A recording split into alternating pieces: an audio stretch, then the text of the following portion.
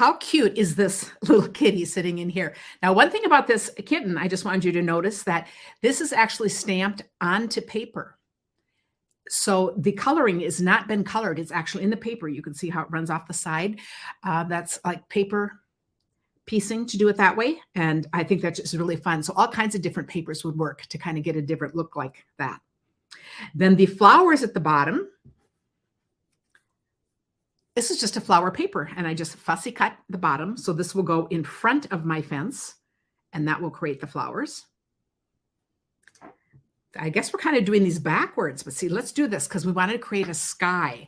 So this is going to give it just a little bit of color. So I just freehand cut.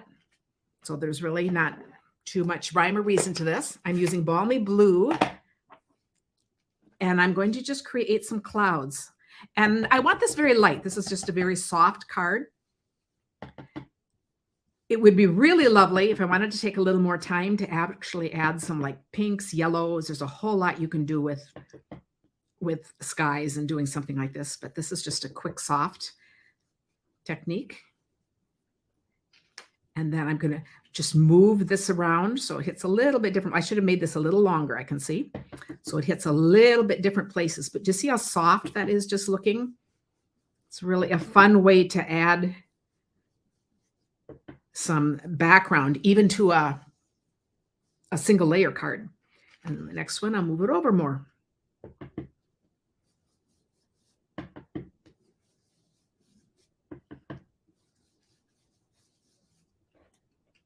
Okay, so that has created my sky.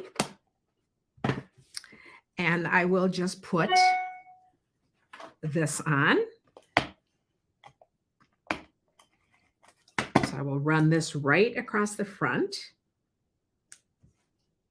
And now for putting, these are all from paper. This paper and this is all from the same paper. So this is fussy cut from Butterfly Wishes. But I love thinking any kind of little things would be fun to do this with. And then I attach these with a dimensional because I want it to be a little bit sticking up a little bit. Give a little dimension to this card. I know it'll flatten a little bit in the mail if you give it in the mail, but it still gives it a little look like that. So to see how it can just pop like that, I'll do the same on this one. I just bend it a little in the middle. Squeeze a glue dot so it will be smaller. And then I just add that right there. And then one more.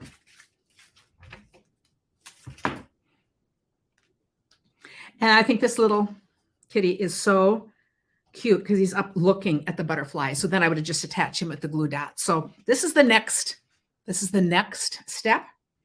Now let's take this and go for a different stepped up look where we're actually going to add different paper and we're creating more of a scene.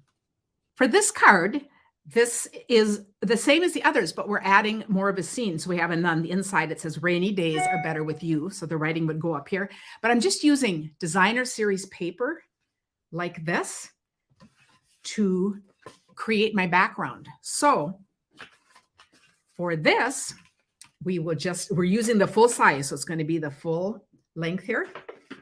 So on the inside, I have a just shy of 5.5 by 4 1/4. And I made it just shy so that it doesn't get caught up in the little fold. So we have the inside of the card, and then this front piece will be 2.5 by 4 1/4.